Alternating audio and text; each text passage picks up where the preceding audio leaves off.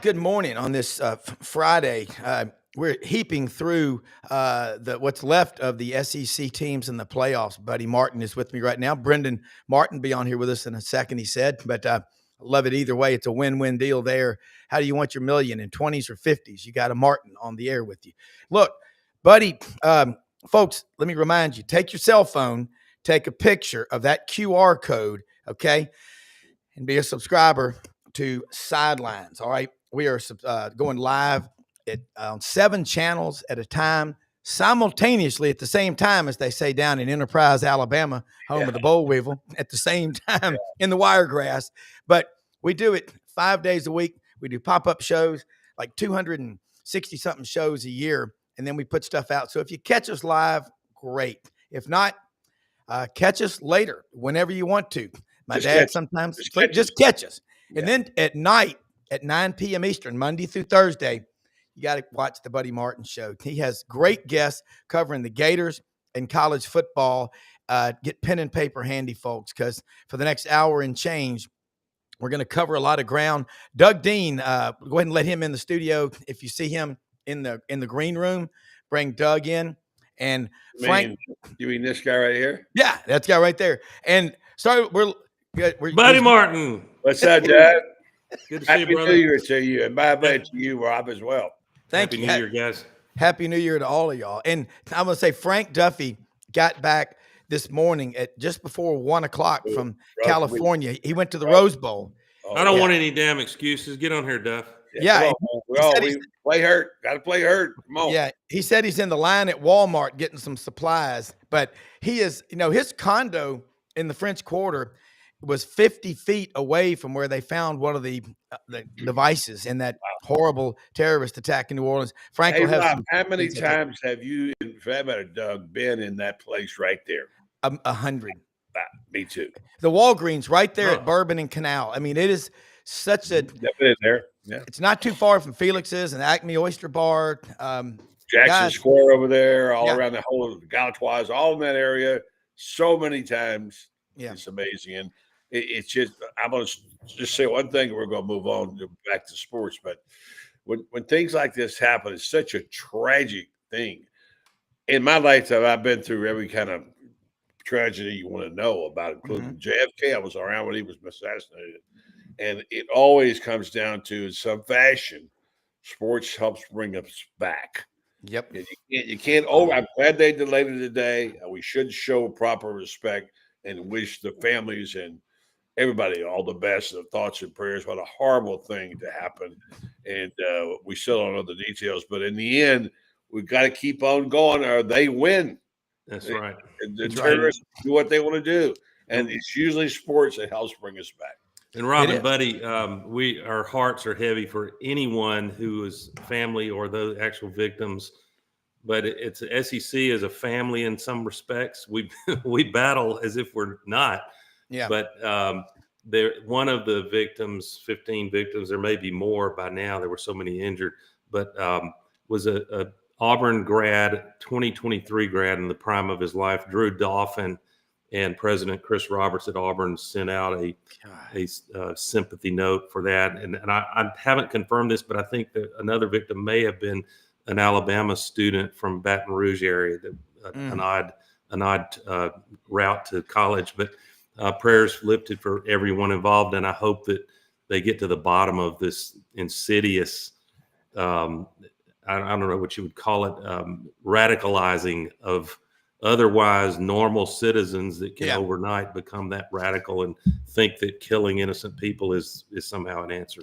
Yeah. And we've all been to New Orleans so many times. There's 2 questions we've typically asked: sitting there drinking a cold Dixie beer in Jackson Square and looking up and saying, man, if there's ever a hurricane here, this is just going to sink.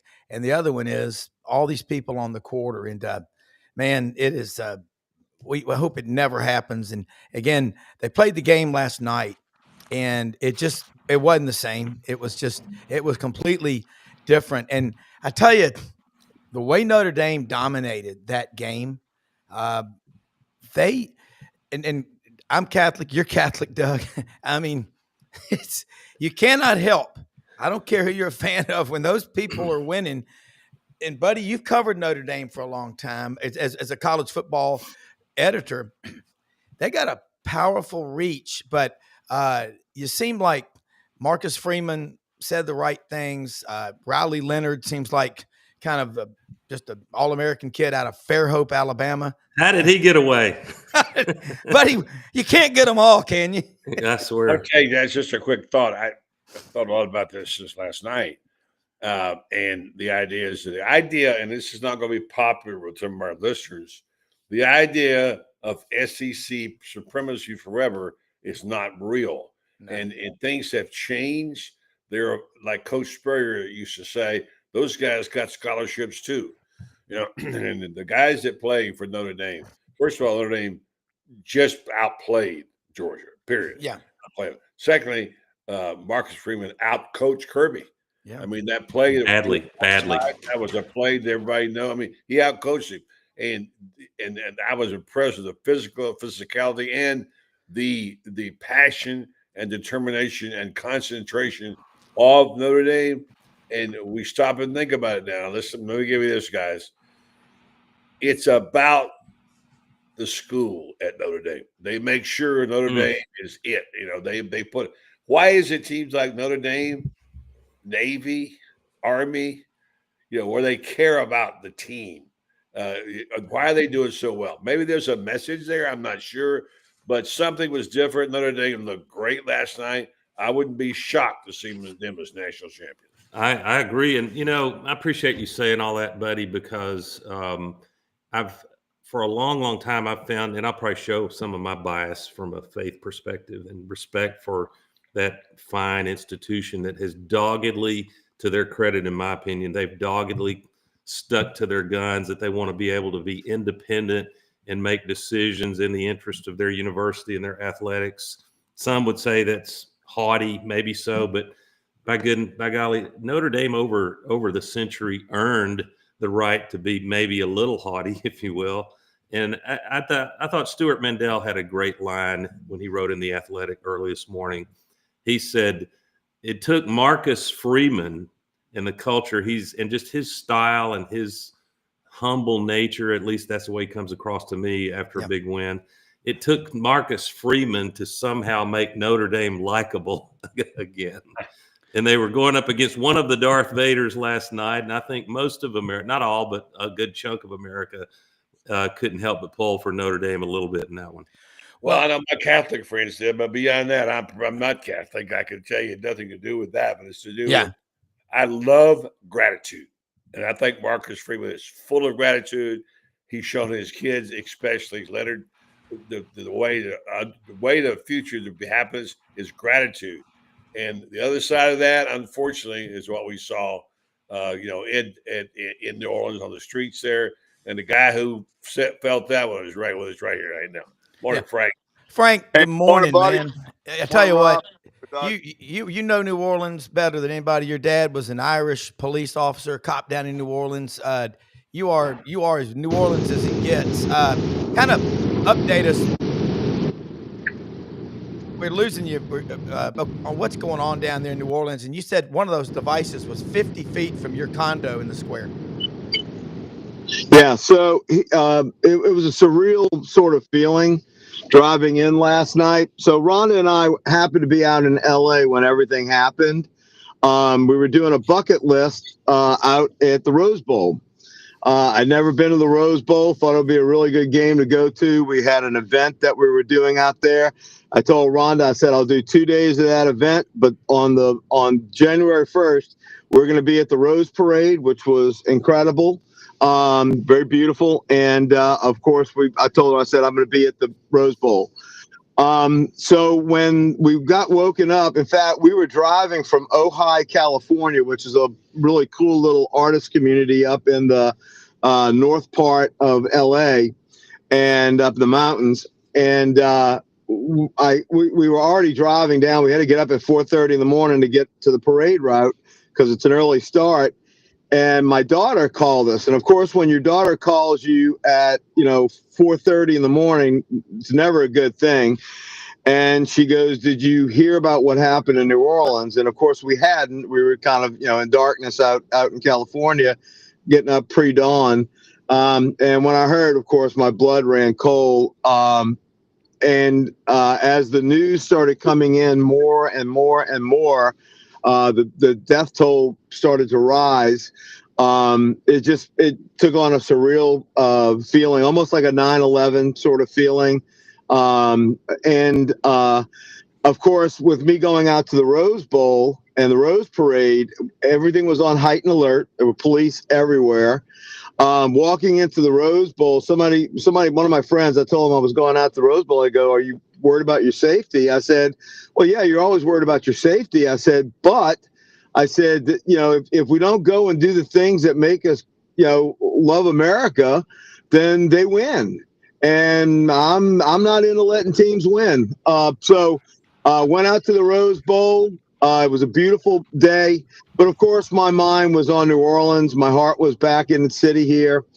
So we had a good Rose Bowl.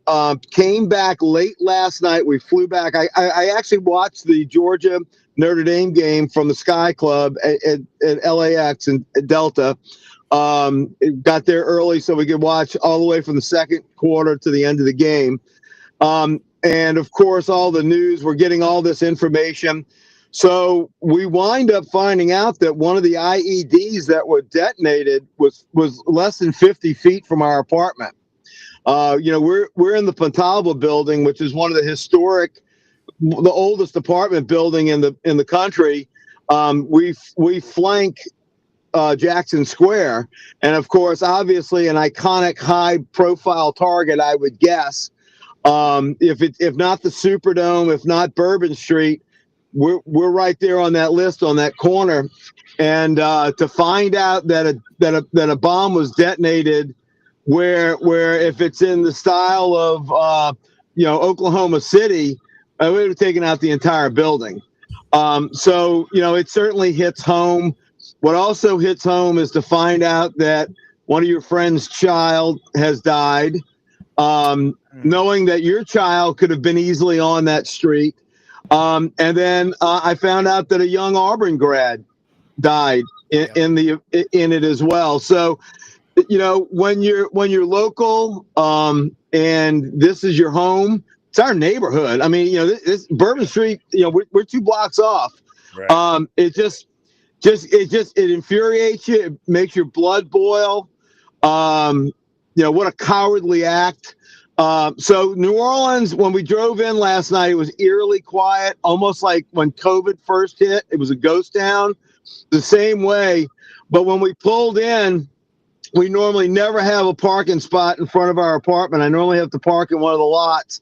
There was nobody on our street, and we're on Charter Street. We're on one of the historic streets. So obviously people are taking it seriously, as they should. We have, the kickoff of Carnival is Monday. That's when I have my big, January 6th, 12th night party. And then Carnival kicks off. So and then of course you got the Super Bowl 3 to 4 weeks from now. So, we're not far from Mardi Gras either. Yeah. Yeah, that's right. Well, yeah, and that's Carnival. Having our officials, who we always lampoon because of their idiocy and the fact that we're a banana republic. But this time, them not being prepared cost 14 people their lives. And I wrote a piece. I don't know if it'll be published or not, but I wrote, I've been published several times in the New Orleans paper over the last year. And I wrote a piece and submitted it, and I hope it gets published because I blistered everybody in charge. Frank, send it to me. I will. GatorBait, all right? I will. Frank, I was just going to say, we've all, and I, in this case, I feel confident speaking for Buddy and Rob because I know how they feel, but we have come to love the inimitable Frank Duffy like a brother. And so it was with that emotional connection that I felt even more sad and wanted to help if there was a way for all the good people of NOLA. I even thought of Rob of Roman Harper, who's a regular on here and is deeply tied to the city of New Orleans. So we're resilient. These things should never happen. We should all die of natural causes, except for, the car accidents that are hard to avoid. And somehow we've got to eradicate this. As far as I'm concerned, if it takes a more preemptive strike, even if we have to compromise a little on our rights of privacy, they've got to. This guy was posting his threat and love of ISIS in the days leading up. One of our own, the military. That's what really don't up it. Yeah, and it's the thing is, nobody, Frank, 3 o'clock in the morning is like the middle of the day for most places. New Orleans, I've been down there. I've come in when the sun's coming up, and I know you have too. And that's what is so. And I'll tell you another one. I was at a friend's party New Year's Day, and one of the sons, Duncan, I've known him since he was born. A friend of his was down there. She was walking at the Walgreens, turning the corner, and all that happened. Someone pushed her to the ground and laid on top of her. A guy did. And when it stopped, she got up and had to walk through that. And I've been to that Walgreens 500 times. I mean, in that city, that's my favorite city in the world because I love to eat. But the people down there, they're resilient as hell, but damn, that it sucked the air out of that Superdome. Yeah. It really did. It did, and thank God for the brave state troopers and New Orleans Police Department. Look, I got issues with the brass for not having everything secured. I do have an issue with them, but not for the beat cops that were on that corner. But that footage that you see, those were state troopers. Those were Louisiana troopers that took off like a bat out of hell when they heard the first gunfire and they heard the commotion. There was probably about a half dozen of them on the block, and I know them because they have a unmarked office that's literally right down the corner. It's right behind the cathedral. The Archbishop has given them area in the cathedral. It's unmarked. Nobody would know about it. It's just a blank door, but that's where they can go in for a little bit, grab a coffee or whatever. But that's the state troopers. Those guys sprinted down. If you haven't seen the footage, you need to look at it. It was horrific. I have seen some unpublished footage that was raw footage. The carnage is unbelievable what this guy did. I turned it off after 15 seconds. I couldn't look at it anymore. It's very hard to see. It's very hard to see. Yeah. On TV live, I can't even comprehend what it looks like. It's such a dark day, a terrible way to start out 2025. Our thoughts, prayers, our hearts go out to the citizens of New Orleans and of Louisiana. Frank, to you, and like Doug said, we got to talk about on this show. What can we do? That's the thing. And like I said earlier, the one thing about sports, even though sometimes we don't react like we should to tragedy, in the end, it's usually sports that helps pull us out of a dark period. Yeah. Well, I don't know if y'all saw, but the Notre Dame and the Georgia fans together sat and watched the Rose Bowl in one of the hotels. Somebody put that together.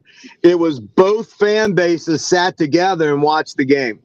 A lot of people were off the streets, obviously, for that reason. But thank y'all for saying that. And yes, I'm sure there are a lot of victims' funds. 14 families thought they were going to celebrate the new year, and now they're planning their children's or their husband's funerals. And look, by the grace of God, it could have been any of us on streets that I walk every day. It could have been anybody. So it's just and the indomitable spirit of this city. We will bury our dead. And again, sadly, half of them were tourists. We'll bury our dead. Probably there'll be a second line. There's already been a jazz band that's been on the site before they opened up Bourbon Street. They allowed clergy and a jazz band to go play I'll Fly Away on that street corner. I haven't seen the footage yet. Very poignant. We'll do a second line, which is our tradition to send off the dearly departed. And the show will sadly go on, because if it doesn't, then we lose what makes us Americans.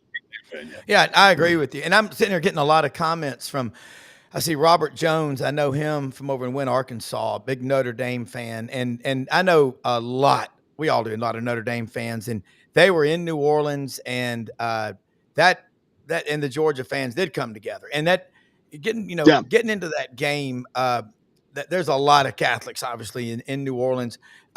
This was huge. And, Notre Dame, guys, I don't think has won a big game on the biggest stage like this in forever. Been a while. Doug, can you recall it? I mean, this is the most significant win for the Irish. Do you have to go back to 1988? One of the things of course, we need to footnote this morning, and hearts are heavy. You feel a little guilty about talking about mere football games, but that life goes on, and we, as Duff said, we've got to go on with it to honor the way of life and our freedom here in America. But there's a way to do it with dignity and still, expressing and remembering the great lives of the tragic victims. But I think that the conference, we are 0-4. The teams that got the bye, Rob, 0-4. Yep. Now, some of that had to do with Boise, and arguably one or two others were not really built to take on one of these top four. We had true seeding. So the automatic buys, it was very telling.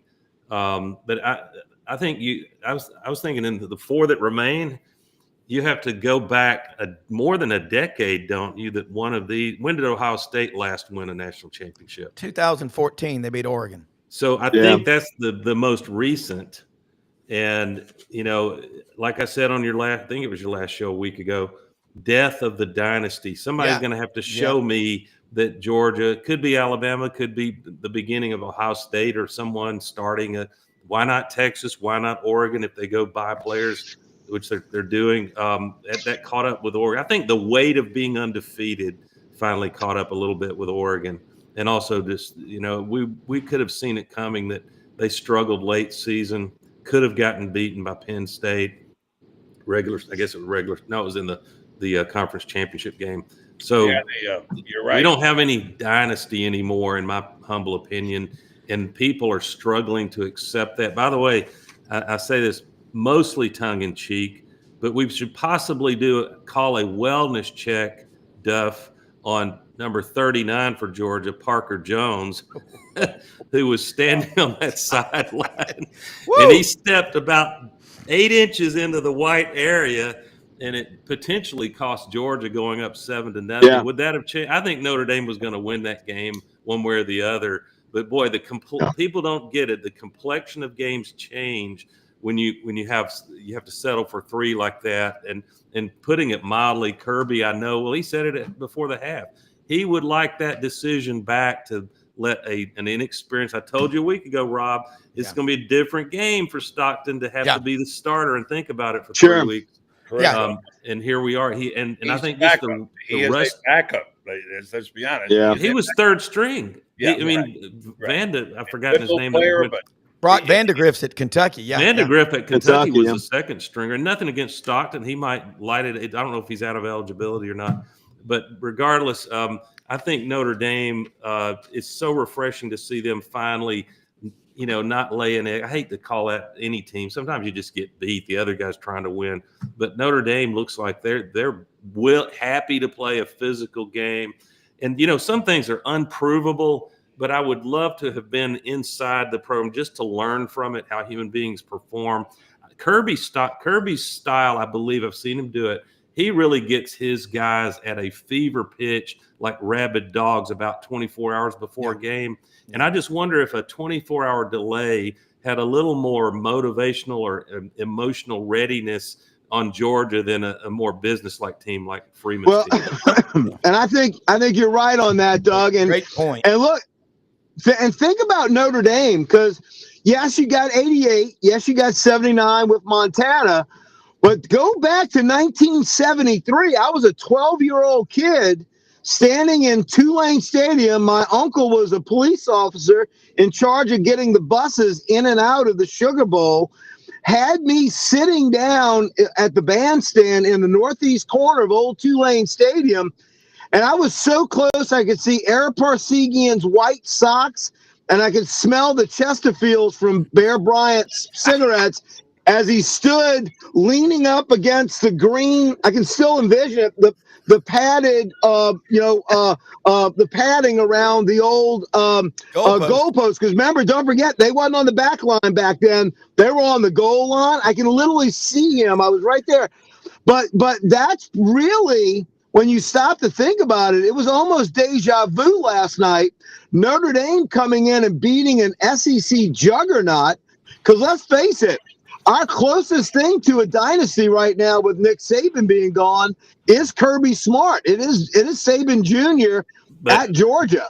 So what Notre Dame did was a hell of an accomplishment, in my opinion. Yeah. And by the way, go ahead. No, I was just going to want to say one other thing. We were talking about Oregon real quick. Oregon, not only did I think they get hurt with the layoff, and look, we all know it's hard to beat the same team twice, but I'll tell you what the difference was in that game. Ohio State's linemen on both the offense and defensive line, they dwarfed Oregon. I mean, they dwarfed them. Sitting there in the Rose Bowl, being able to see it in person, they own that line of scrimmage. Will Howard had 255 yards before my ass got comfortable in those seats. I texted Joe. Just Sam, everybody who took a day off, all the teams of the back. All the back. Exactly. 0-4. I'm going to bring a point up with Notre Dame. I've got, like I say, a lot of Notre Dame friends. One of my great Irish Catholic They're letting friends, you know now, too. Oh, yeah. Stephen Patrick Walsh. He's not Irish Catholic, is he? And But anyway, he kept telling me before this game, he said, Bobby, I'm telling you, his uncle was on the Sugar Bowl committee for a long time, Frank. Lived in New Orleans. Yeah. He said, I'll guarantee you the average LSU fan who's Catholic in the state of Louisiana is going to be pulling for Notre Dame. And I said, they'll pull for the SEC. And he goes, no. So I randomly surveyed some people. I went to Jimmy Ott, our good friend in Baton Rouge. And Jimmy, of course, said, New Orleans, yes. Baton Rouge, no. Jacques That's Doucet. right. That's exactly right. Yeah. Jacques Doucet from Lafayette, who's WAFB Channel 9 in Baton Rouge, said, it's a tough call, but yeah, New Orleans is a different animal. I love that city because, like I said, as a kid, I used to listen to WWL 870 with Hap Galati, King Edward Cigar. Love that city. It's the coolest. I went to more formals there at Auburn than I went to anywhere in the country. You went down there. But I'll say this about Notre Dame. Marcus Freeman, Buddy said this on the show, and Franz did. I didn't know this. Marcus Freeman was the defensive player of the game for Ohio State in the 2006 Florida-Ohio State National Championship game with 15 tackles. And what I realize is coming. Yeah, and I know Marcus's agent, but what I've been told by someone else is that Marcus is a Catholic convert. I think he has 5 kids, and he reinstituted the daily mass at Notre Dame. He's bringing back Notre Dame to its roots of what it is. And again, you cannot help but respect the place. My great friend, Paul Douglas, who passed away in October, he was Francis when he was on the show. It was as Notre Dame as it got. And he used to always say, Bobby, one day it will return. So I know he's got to be loving this because but damn, man, college football and what happened with Georgia, they only had 32 yards rushing. Let's have this discussion, guys. And before we do it, I want to say something real quick, and I want to get Frank to jump, and then we'll start bouncing around. I want to say something about Winter Timber Outdoors down in Athens, Alabama. Folks, it is hunting season right now. If you hunt anything, they've got you covered there, A to Z. They're going to grow all over the Southeastern Conference footprint. Winter Timber Outdoors, Athens, Alabama, open every day of the week. Bottom line, over 2,000 handguns, shotguns, rifles. If you hunt, they've got you covered, and they got all the gear that you need. Kenny Winter, Dylan Monroe, the COO, they know what they're doing. They opened the store like 6 years ago, and check out their collection of St. Nick's knives. They have the coolest knives I have seen. They started out in Orange Beach years ago. Proud to have them as a sponsor. Doug, let's get your thoughts now. The damn offensive lines in college football. I'm starting the SEC. We're not developing kids. They're leaving after one semester and a cup of coffee. And good God, the big red wall Georgia had, Trevor Etienne. I know Gunnar Stockton's not the starter, but let's get your diagnosis. Well, George and Cole Kublik he's skilled and qualified and really puts the research in to have a more credible opinion on this than I. So I'm borrowing from Cole Kublik, but Georgia all season long, and it really got them last night, has had problems on the left tackle side of their especially pass protection. Frank Duffy and I, and you as well, Rob, all year long, really going back several years, love to point out when especially players just have epic failures in what we call situational awareness. Mm-hmm. And it's tough for Kirby Smart. I'm not one to say it was a stupid call, but sometimes the way things play out, the head coach or a coordinator gets to live with things looking stupid in the rearview mirror. But when you're only down 6-3 and probably under the circumstances fortunate to have held Notre Dame to a field goal before half, then it is just a catastrophically questionable, borderline dumb move to ask. It wasn't Carson Beck, who's skilled. You're asking essentially a redshirt freshman, if you look at experience, to put the ball in the air, and they came off. That was a brilliant stunt call, and that blind side has. How many times do we see a quarterback fumble, and then immediately Riley Leonard cashes in? I thought it was a brilliant call to attack the end zone right away, and then as if that's not enough, slack jawing, Notre Dame opens the second half. Wow. With a house call. Are you kidding me? And yet, Georgia, to their credit, the game was not over. It got to the point where there was a pathway for Georgia to win that game. But as I thought a week ago, I felt like what would hold Georgia back and open the door for the Irish is that through no fault of their own, Georgia had to play a very, a tough, a fighter, a warrior, a gamer in Stockton, but he just hasn't seen this kind of speed of play and reps to know that you've got to get the damn ball out of there a lot quicker than he just wasn't ready for that.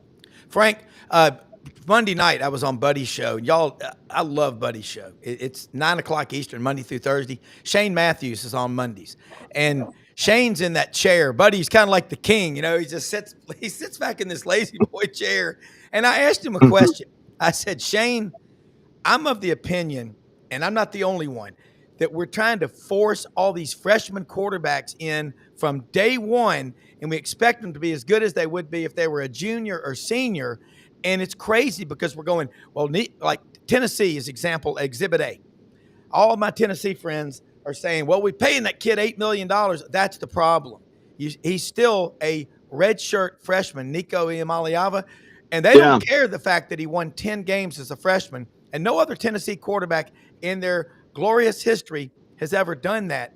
But Shane gave a great answer, and he's like, it takes time. How far down the depth chart, Buddy, real quick before we go to Frank, how far down the depth chart was Shane Matthews before he became the starter? Well, matter of fact, I was there at the time of covering the team when Spurrier came in, and he said he was fifth string. He was sixth string, okay? He was buried so deep on the scout team. And a guy named Spurrier get you in them one game. Spurrier could get to his sixth guy. Well, yeah, that's true. Well, he did get so much credit to John Reeves. John Reeves was the scout team coach, and he came to Steve and said, this guy's got to play. He's really good. And so Shane worked his way up from the sixth string.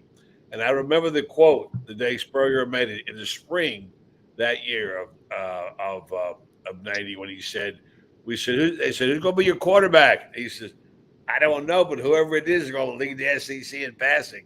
That was the greatest quote. He was right. When Spurrier came along and all of a sudden he got that system in and it was high octane and he was breaking all the rules of the SEC that like Stallings. And when you throw the ball, three things can happen and two of them are bad. Darryl Royal. And Spurrier said, I'll be happy to throw it every time. The funny thing is Spurrier loved to run the ball.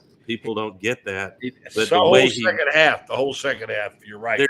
There's a great saying, and I think it's Ken Blanchard that does a lot of leadership training. And I love this, and it is happening before our eyes right now with NIL and portal. And that is, once you shift the paradigm, it moves everybody. I'm talking to you, Alabama. I'm talking to you, Georgia, and sure. a few others. It moves everybody back to ground zero. Yeah. And so, some of the programs, I would include Auburn, even though they've won a national title, played for one in 2013, modern era. But there are some teams that are ecstatic right now because all they've ever asked for was not an advantage, just a level playing field. Yeah. And then let the best team win. It's going to be fun. Well, like that quote that I said last night, I used a tweet. Somebody said, "Isn't it funny? This is everybody else was be able to pay their players. The Georgia and Alabama have not been as dominant." Yeah. I make no comment on that. I'll get in trouble. Yeah. I mean, let's face it. That might be why. That's why Nick Saban was, took the exit. I mean, dealing with NIL and dealing with the transfer portal, he didn't need that. Well, hey guys, I got a quote for you, and what you can take guesses at who said circa what year.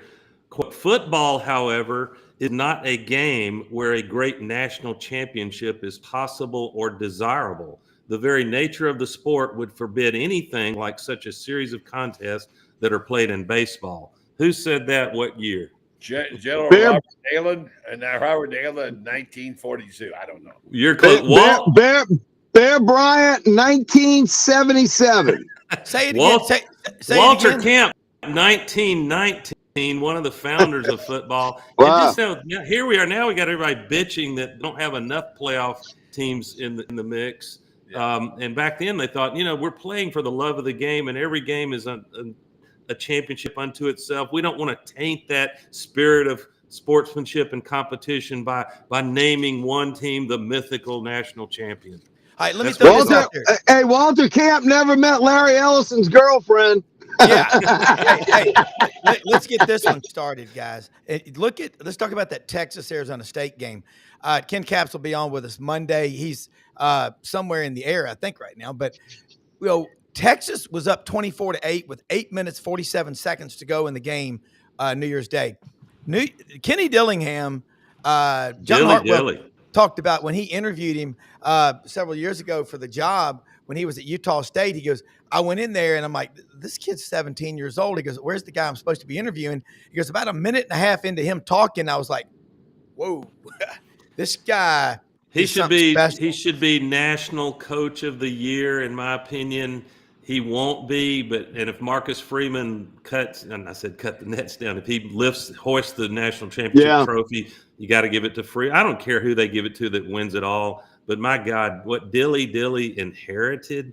And by the way, you said 17. Oh, yeah. He did start his coaching career at 17 years old. Never played college ball because of an ACL tear. He was over the JV team at Chaparral High while he went to Arizona State, and then guess who hired him? Mike Norvell. Mike Norvell. No, I was struggling with his name. Norvell, amazing. Well, here's the thing, guys. We're looking at these games. There's good football played. Frank, you were just out in California. My son's been working out there since Father's Day in Sequoia National Park, and that state, man, you got LA, you got San Francisco. He said the rest of the state, they are F-150 driving from Landers Ford. Oh, yeah. Good old boys from the Central Valley. He absolutely loves the people. He'll be back in a couple of weeks, but he was home for Christmas. But bottom line, there's good football all around the country. And the SEC better realize something. Everybody's coming after this league. And I see Georgia, the new Clemson. No, I think Georgia's problem was you lose your starting quarterback this late. Here's a couple of things. Here's a couple of takeaways. All four conference champions who received a first-round bye are out. And Georgia, playing in the conference championship game, which means a lot, lost their starting quarterback on the last play of the first half. Yeah. Kirby did the best job he's ever done coaching, covering up a lot of warts and pimples and cankers this year because they didn't have elite players on the edge. Y'all remember when Roman Harper was on the show with us back early before the season. He's early in the season. He said Georgia doesn't have those breakout edge guys. That's right. Hey, look in the NFL. You turn on TV for the Chargers, Ladd McConkey. You turn on the Raiders. I saw Al Davis Jr. in the background the other day. You can still see the soup stains on that bowl. God, that thing is an absolute gumbo bowl, red beans and rice. But Brock Bowers, you ready? 108 catches his rookie season for the Raiders. Al Davis, what would he say? You think supporting cast matters? You think supporting cast matters? Good God. By the way, it matters. Dillingham, Texas they used one of their 9 lives. They might be on their 3rd or 4th. Minute 15 left in regulation.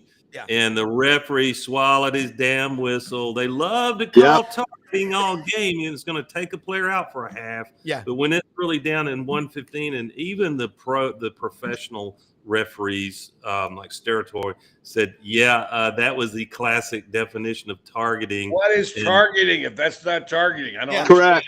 Yeah. And you know what Dillingham said? Dillingham said, which I love subtlety in comments. He said, quote, "I'm going to be honest. I just don't know what targeting is." Really, no. It's a great point. Let me say something about Hewlett and Dunn, folks. We were out there yesterday on the square in Collierville, Tennessee. Wow. Audrey, Raven is Audrey's girl out there. She always finds cool stuff for Audrey. Got a new STS cropped leather jacket. It's Melania Trump would wear it. I mean, it is so good looking.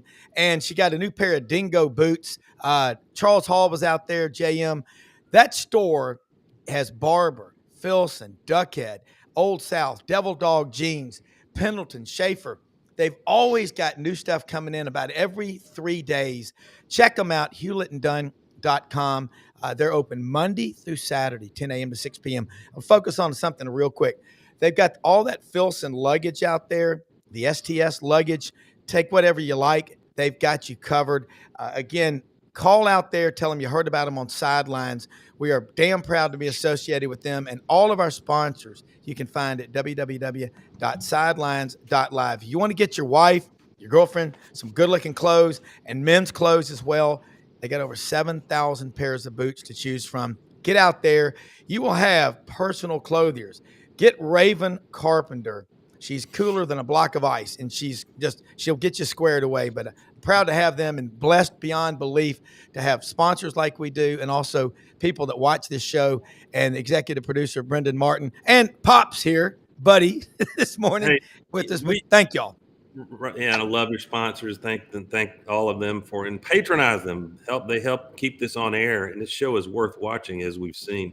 But I got to tell you, we talk about situational awareness and lack of it with players, and we saw it in that game last night with coaches. For the love of God, in what world did any defensive lineman for Georgia actually believe that when they swapped the entire punt team out, which is fun to watch, this is coaching out, A++ coaching to put that together, and then they send the offense back out.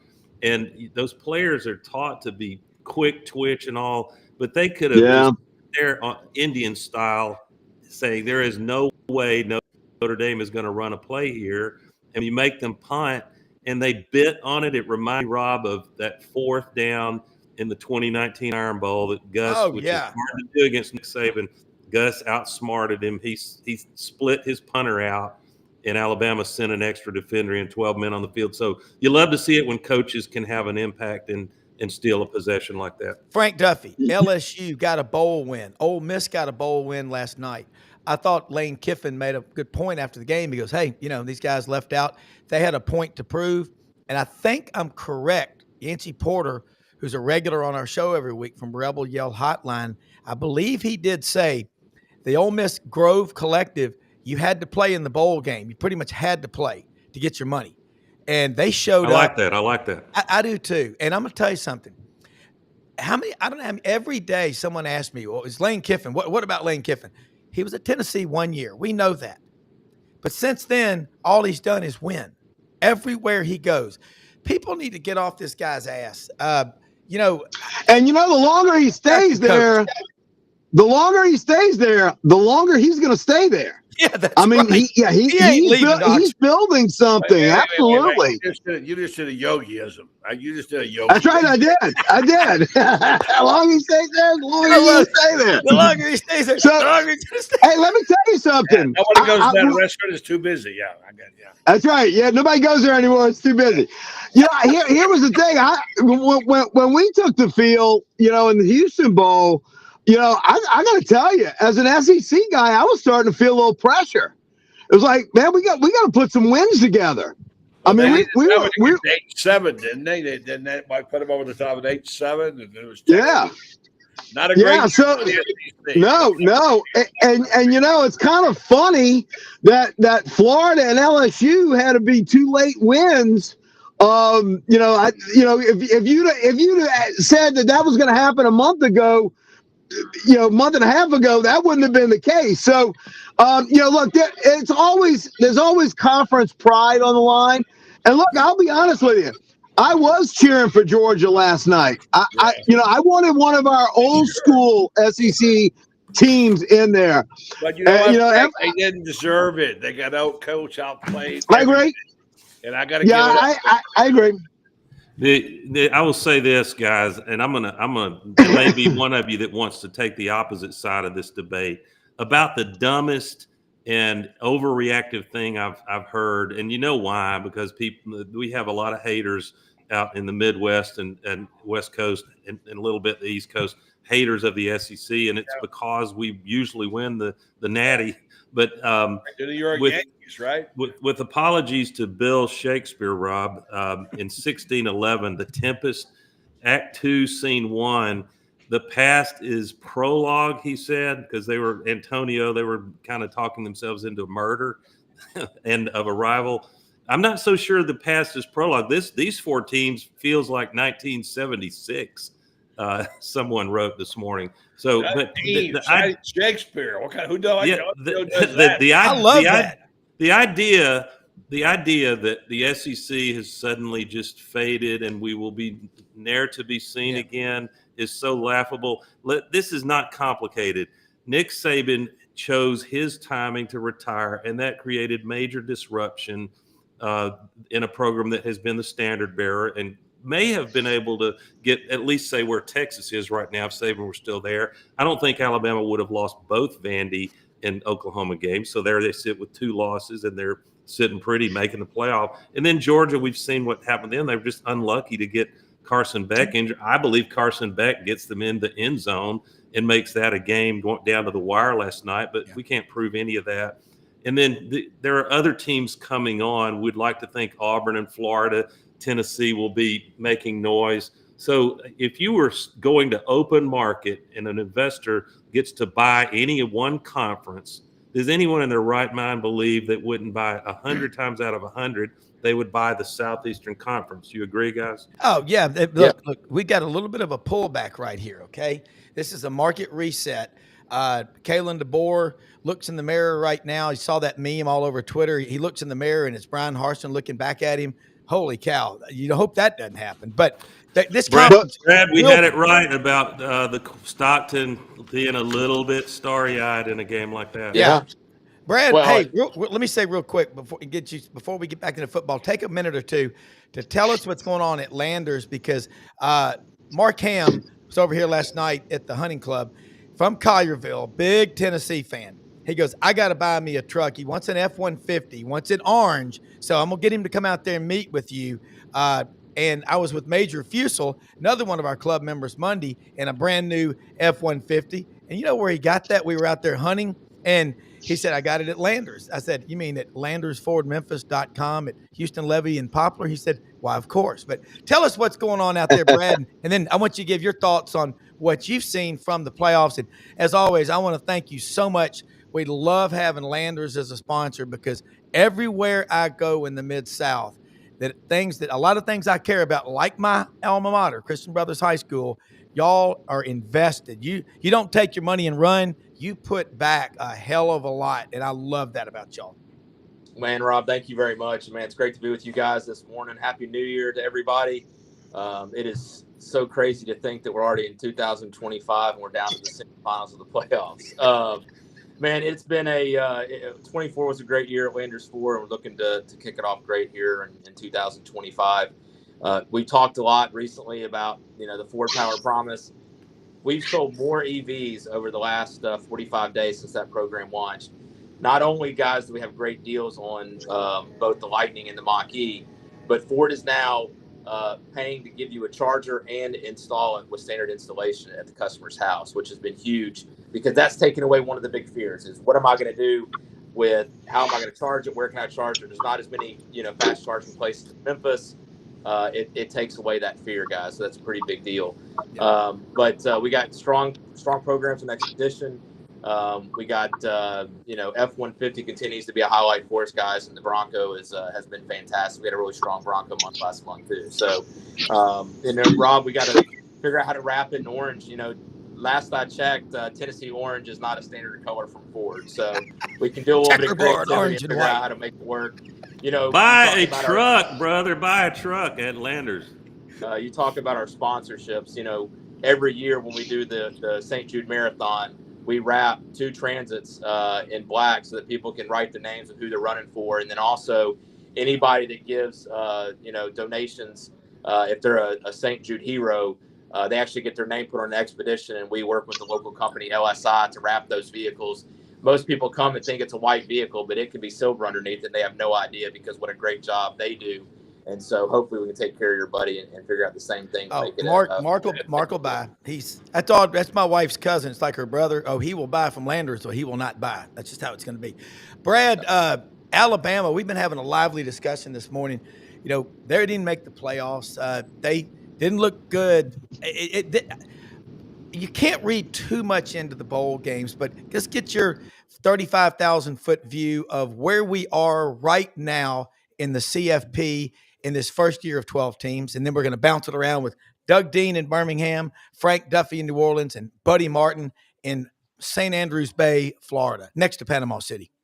Well, the Monroe era is over in Alabama. I mean, if you look at this season, when they won, he played great. When they lost, he sucked in the first quarter. I mean, that Michigan game, when you give up their ball 3 times in the first quarter, they were fortunate to be in the game, but they only gave up 3 points the rest of the game after all that, all those early start issues. Same thing happened at Vanderbilt. Same thing happened at Oklahoma.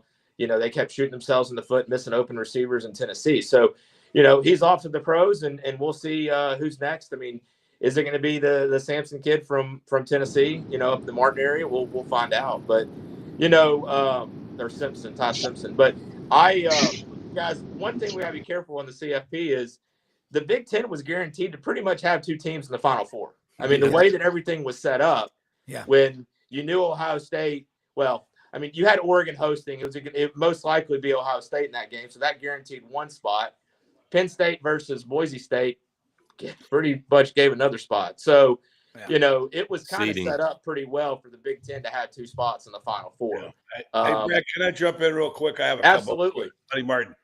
Number one, is it true? I heard Brenden say this, that F-150 can actually power a generator for your house? Yes, it is true. It can power a generator for your house. There's some investment that you have to make to do it. Not the redneck way.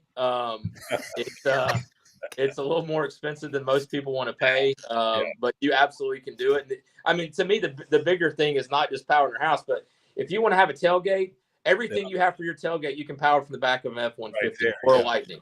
If you go camping, you can run everything off of a generator in the back of your truck for 30 hours and still have enough gas to get you home. I mean, it's incredible.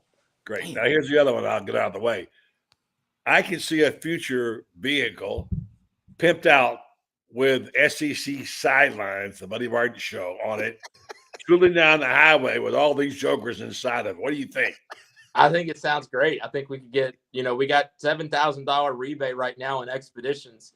Rob, it's time for a tax write-off, buddy, for your program. Hey, Rob, that was an additional 60 seconds. You got to get an invoice to Brad here. Hey, look, how much fun, Doug? As a matter of fact. Doug, how much fun, and guys, and Frank, to go to SEC Media Days next year. Remember that great line in the song Convoy? Breaker, when I had a chartreuse microbus with 11 long-haired friends of Jesus past me doing 95 in a library zone.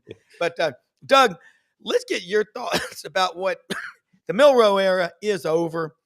He's going to go take his chances in the NFL. He has. Yeah, he's gone. Yeah. He's such an athlete. What's your question? Yeah. And so my question is, where quarterbacks can be as good as they want, but Doug, let's answer what's different about the SEC now? First of all, and Brad will appreciate this. I find myself in a glass house here in Vestavia in Birmingham saying anything bad about Jalen Milroe because somebody will remind me of the stupid gravedigger play on 4th and 31. Yeah. And they, I'm glad Saban, if Auburn had to lose that one, I'm glad Saban gets to enjoy a monumental and at the time improbable win on the final meaningful play. I don't count that, the last sacks on Peyton Thorne, but Jalen Milroe he needs only to look at, and it's a bad comparison. It's not perfect, but Jalen Hurts has had a phenomenal career, and he's the same guy that Saban decided he had to bench after halftime in that big national championship win. They inserted Tua, and so there is a pathway for Jalen Milroe to be developed for a year or two at the right team. You can't coach athleticism like he's got. To me, what will be intriguing is there a team that's willing to run the kind of system that mitigates some of the risk? I don't think you'll see a franchise that wants to bring Milroe in and ask him to throw it 35 or 40 times a game. But a lot of the teams aren't doing that lately anyway. And so and then the other question is there a plan B? I don't mean to besmirch a good kid. He is a good kid. I like Milroe personally from what I've seen of him, that he would convert the position he wants to play. Because, you hear him talked about as one of the best running backs in the nation. Potentially, he's built. I guess he could play tight end. But I think he's got his mind on playing quarterback. I just think it's going to be a project for a couple of years, and it needs to be with the right team.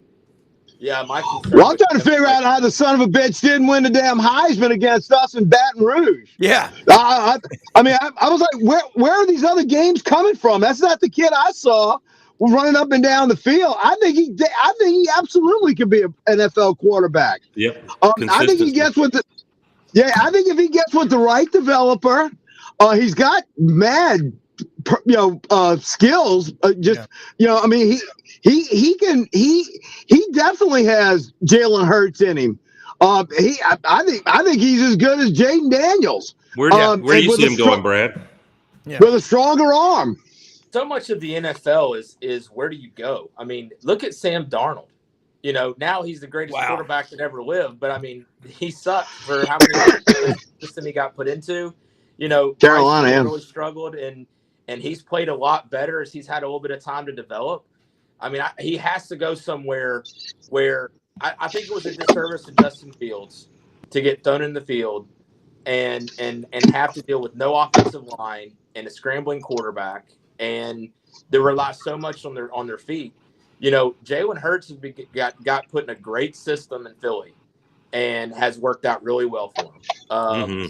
We've seen, as Alabama's transitioned from a ground and pound, there was very few times where we were blaming A.J. McCarron for losses back when he was a quarterback in Alabama. But as we've seen the quarterbacks develop, Tua, same thing, had some games where it was his. I mean, it was all on Tua that they lost. Same thing with Jalen. I mean, but the same thing, there was games we won just because he was a quarterback of that team and played amazing in key moments. So all you got to do is look at Carson Beck. Did he suddenly forget how to play quarterback this year? No. Brock Bowers is playing on Sundays and McConkey. So supporting cast really matters. Quinn Ewers, guys. I mean, if everybody's talking about his interception in the fourth quarter, if Arizona State wins that game. So, it's kind of gotten lost because of the comeback and the fourth down play and then scoring the touchdown. But they were in control of that game, and he threw a pick in the fourth quarter. So that's everybody's pointing to that if they lose. Yeah, it seems like, guys, before I have to cut out, the guy – go ahead, buddy. I'm sorry. No, you go ahead. Real quickly before I cut out, I think that, and Ellis Johnson said it on your show, Rob. I think I'm right.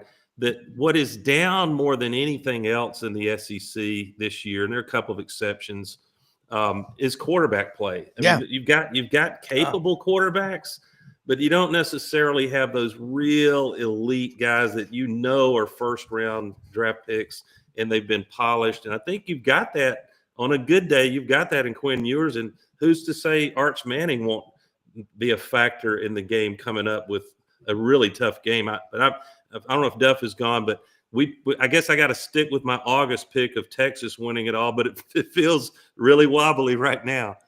Say something about one of our viewers. I love this guy, Gator George out in Portland. This is true. He must be talking to Brenden, buddy.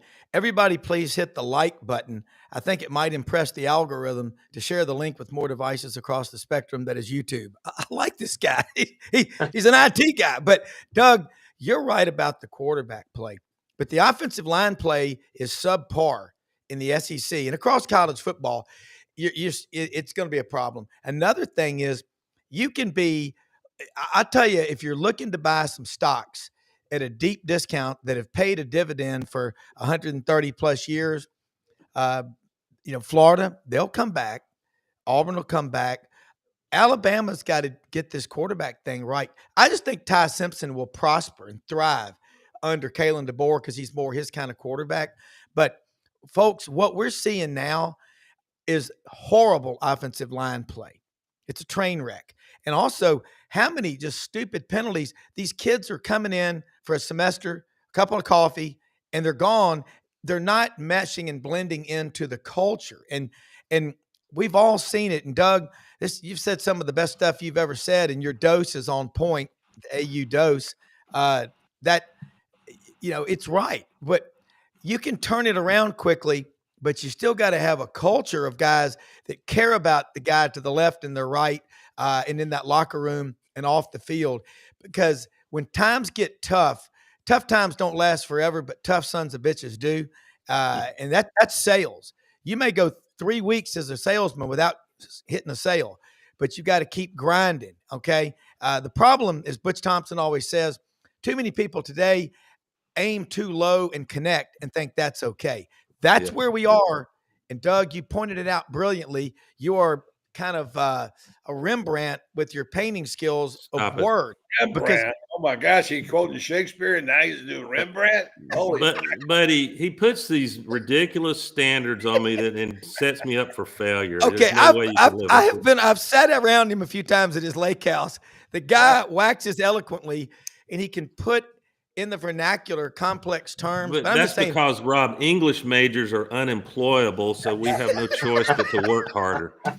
Well, you're very successful in everything that you do. But guys, I'm going to have to cut out. Brad, I want to thank you for sponsoring the show. And, buddy, always good to see you. Happy New Year to everyone, especially our friends that we're keeping in our hearts and thoughts and prayers in New Orleans and beyond there. So y'all have a great Happy New Year, guys. All right, thanks. Absolutely. Good luck in the deer stand. We'll see if Duffy is back. He's been having difficulties here. Before I was going to make a point earlier, if I might jump in real quick. Absolutely. The kind of things that you talked about, Rob, over and over and over, complained about, what you don't like about NIL, what you don't like about the values, what you don't like about paying players, all that stuff. Was this a sort of a mid-course correction, or at least a direction toward that, when you have things like this happening? Skatable. Oh, my gosh. If ever there was a throwback player, he is Scatterboo. Scatterboo, his spell skates. I'm sorry. Scatterboo, you're right. What a performance he put on. The guy was unstoppable. I mean, you see his final numbers, it's ridiculous what kind of numbers you put up there. And it was just such joy to watch a guy like that. I never heard of the guy until this year. And what a dominant player. He's one of the best stories. Things like this happening. Navy, a team with no NIL deals, right? Beats Oklahoma in their oil money 21-20. Navy. Yeah. Right. Yeah. Notre Dame, a team that does have values, and puts team in a big priority, they win. Is there something going on here that we're just seeing that's surfacing that's not just about money? And are the values that we believe and trust in going to surface again? And is this any indication that we have some hope, Rob? Brad. Yeah, Rob, if I may, and I said this I think a couple of months ago, but I don't have any stats on this, and I would love, maybe we can check this out for next week. But of the teams that are still around, how many of those have had offensive linemen that have played together for more than this season?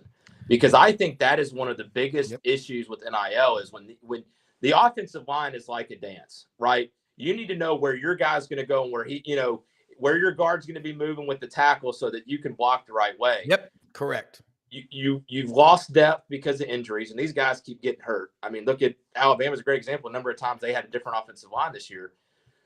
But how many of these schools that are doing well have offensive linemen that have been there for several years together versus these schools that are bringing in and paying some guys to come in or losing them through the portal and trying to refigure out where do I need to be? I mean, the center connection with the quarterback, as you have quarterbacks transferring from one place to another, there's only one rear that feels right to you as a quarterback sometimes. And if you're moving every year, it might not be the right one. So I do think that's where you talk about offensive line play. And I think it's probably because there's a lack of synergy and camaraderie amongst those guys because you're in and out all the time. Well, I'll give you an example, buddy. Like when I go out there to Landers, there's a lot of people that have been there a long time. I'm just telling you, there are people that have been there for a lot of time, and they know what people need. They just, that's what I'm talking about. Here's the thing. Offensive line, I talk to a lot of coaches, buddy, you do too.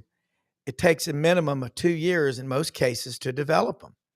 Okay. And if they're bolting and moving around all the time, I remember listening to an Auburn game one time. Jim Fife, the play-by-play voice of the Auburn Tigers, and color analyst Charlie Trotman, quarterback at Auburn, said one time, he said, Jim, a lot of times fans want you to switch quarterbacks in and out. He goes, I'm telling you, I played the position in the SEC for 4 years. When you're constantly moving, the offensive linemen, their heads are down. It's loud in these 90,000, 100,000 seat stadiums. The cadence is different. Every time a quarterback comes in, the cadence, their voice, the staccato, 22, 19, 71, whatever it is. And we keep thinking it doesn't matter. We can just put a kid out there that knows what he's doing. What's the old saying? When you buy a new vehicle, drive it around 500 miles, kind of slow and kind of break it in, warm your car up on a cold morning for 5-10 minutes. But you know what will happen if your windshield's all frozen up with ice and you take scalding hot water and dump it on your windshield? Your windshield will break. You got to ease. We've gotten away. We're trying to microwave our way to the top, and you can't do that. And that's college football now. It's a lot like the NCAA basketball tournament. When you play these so-called mid-majors, the Catholic schools, Villanova is a great example. When Jay Wright, I wish he was still coaching, first got there, in his first 3 years, they signed 5 five-star basketball players, and they were about 500. They went and did a deconstruction analysis of Villanova basketball. What's wrong? He said, we're not recruiting to the culture, to a private Catholic university in Philadelphia with very stringent, tough academic requirements. They began to recruit to their culture, and they won 2 national championships in the next 4 years. Okay. Every school's culture is different.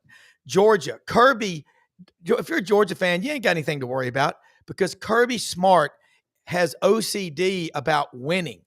Yeah, he doesn't matter what it takes. He loves his wife and his children. But he loves his school, but he loves those kids. He won't let them feel sorry for themselves. Okay. You put junk in your head, junk's coming out. The most unproductive time of your day is when your alarm goes off in the morning and you hit the snooze button. You'll never accomplish anything in your life laying flat on your back, but you got a chance when you're on your feet to fight and fight your way out of it. Georgia will be back.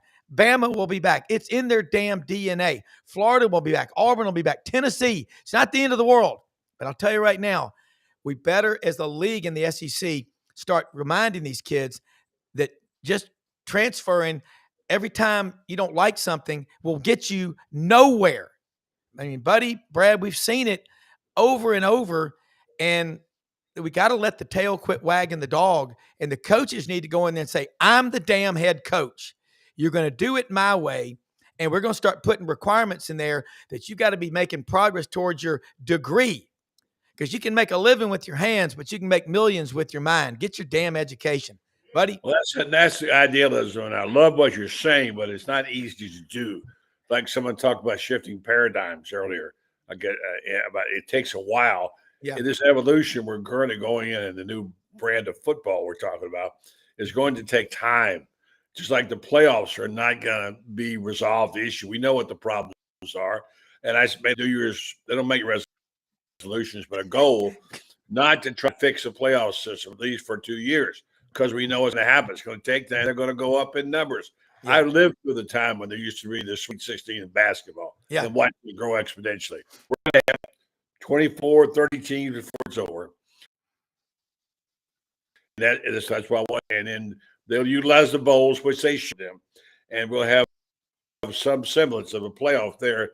I like the idea, and I think Ben Troop said last night, right, the college football committee got a lot right and got a lot wrong. But it is what it is, and it's going to have to evolve. And as I said to you when it started out, the free market's going to have to fix it. And, you know, it will correct itself there for sure. But all in all, I don't know what you guys think. I give it about a B-. What do you guys think so far in the playoffs? Well, and let me say this too. Get your education. And I'm talking if it's in college, if it's in a trade or whatever. But you got to, if you want anything worth having in life, it's worth fighting for. Brad, you didn't become the general manager of Landers Ford 2 weeks into being on the job, did you, when you were 23? No. Took a little time, didn't it? I spent 18 years on the corporate side with Ford, and it was the ultimate irony yesterday was one of the guys I used to work with named JB Garza. He was the side official that got hit on that key play.